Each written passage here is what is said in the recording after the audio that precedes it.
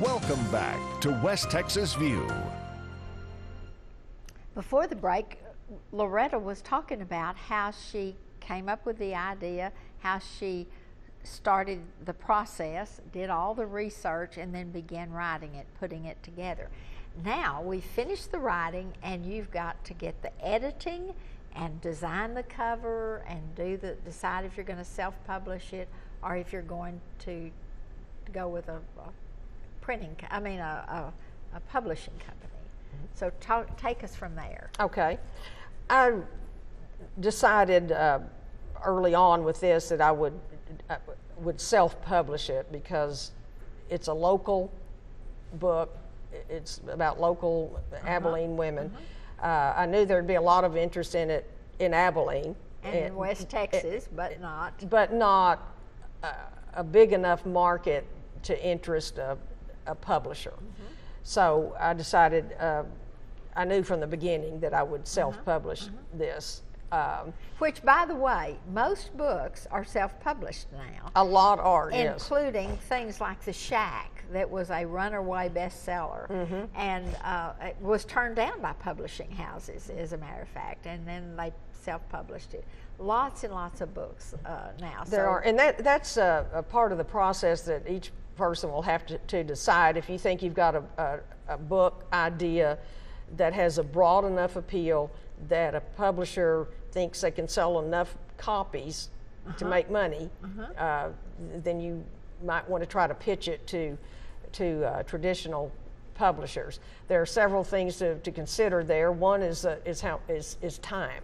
That's a lengthy, time-consuming process. It takes, even if you get a publisher who's interested in it, by the time you finish your work, get it to the publisher, it goes through editing, rewriting, all of that. You're looking at maybe another year or so after you've turned it in, or longer than that. 2-year process. So it just depends. There are lots of things to consider. That, how much time you have. If you want something to get done faster, you're going to have to get it self-published. But also, of course, the big consideration is if what you're writing about has got a broad enough appeal that a publisher thinks he can take it and make money with it. But nowadays, self-publishing is just standard procedure. It is, and it's like you said, there are many.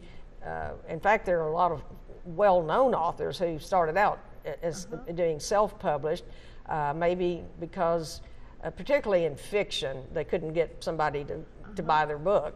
It's hard. I don't write fiction myself, but I understand that's a really hard market to get into. And even people like Stephen King, that's wildly successful, has gone back now to self-publishing some of his works, and so. There are a number of self-publishing companies out there, and that can guide you through the process. They can, in the best way. If you just Google self-publishing, you'll just see all kinds of names that pop up. And my advice there is just to research those until you find one that suits you. They're all basically the same process. And they will help direct you for designing they cover? They offer design and editing services. They also, most of them, you can go on their websites and do all that yourself. That is something I do not recommend. I recommend if you want this done right, you need to pay people, professionals, to do the design for you, get a really good editor to edit it for you. This is all going to cost you some money. I felt like with both of my books that I could sell enough to make back my money and actually make some money off of them, which has been the case. But it's worth the investment to get a professional designer and a professional editor. And they this one happens to have a autograph sticker on it, but this is a design. Did you have anything to do with?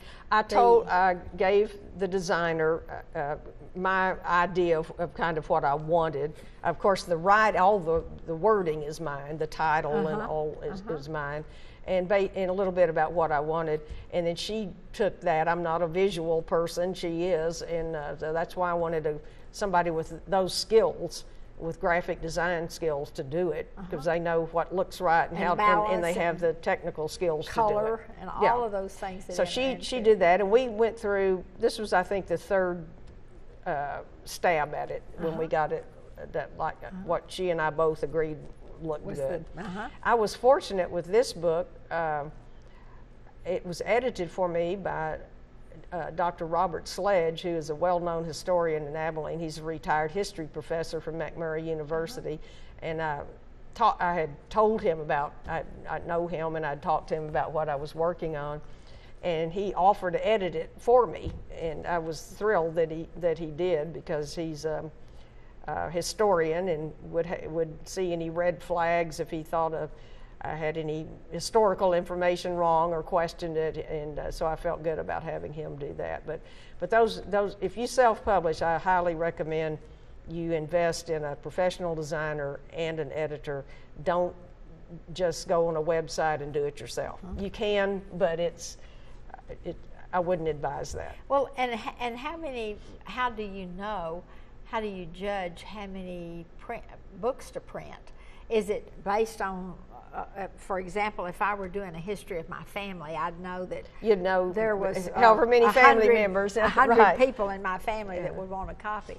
But if you were doing a book like this, would you just have to? It's just a guess. It really just is a guess. And with my first book, Virginia Conley, I think I ordered 500 to start with, and those sold pretty fast. And I ended up reordering that book 5 or 6 times. I placed new orders for it. And that's a good thing about self-publishing, is you can order however many you want, and if you sell those, then you can order some more. And they just keep it. You don't have a garage full of unsold books. But you just kind of have to do some thinking about who do you think the market is, how big that market is. It's kind of a wild guess, but it's better to guess on the low side than to end up with a lot of books that you don't think you can sell. And I have a friend who has written a book on business, specific business subject, and he primarily markets his through workshops that he does for the industry, and so he sells his that way rather than through a bookstore. And I know you're having a book signing. I am. This coming Saturday or sometime soon at Texas Star, which is one of the outlets that sells your books, one of the bookstores that sells your books. But by contacting that number that's on the screen, you can find out from Loretta wherever you live might be the way to get the book, and it might be for her to mail you one rather than I'd be happy to do for that. you to come to wherever a bookstore is in Midland or Odessa or Abilene. And but you will be interested in this book if you know anyone who is a pilot, or if you are a fan of daring women, women that are usually bold enough to do something that they want to do, whether it's accepted by the general viewpoint at that time or the general moray at that time. But now I want you to talk just a little bit about after you got the decision made and got it published, then what did you do? Did you contact bookstores? Did you how did you market it? I started that process actually before I even finished the book. I talked to the people at Texas Star Trading Company, is a bookstore in downtown Abilene that sold my Virginia Conley book. Glenn and Carol Dromgoole are the owners of it, and Glenn is a former editor of the Abilene Reporter News, and he was my editor for a while, and he's a great prolific writer himself. And so he knew I was doing this second book and said that they wanted to sell it there. And I've also contacted, I looked at affiliations that these women had, like churches they attended, organizations in Abilene that they are affiliated with. I've contacted some of those. I'll be doing even the professions or the civic work that they've done. Like Abilene Women's Club. I'm going to be doing presentations at some of those places. But that's a good way to market your book, is to look at all the different connections that you can find, places that your subject is affiliated with. Make contact with those people. See if you can do a presentation and a book signing at some of those. We're going to have to take a quick break right now. We're going to come back in just a minute and finish this conversation. See you in just a minute. Stay tuned. West Texas View will be right back.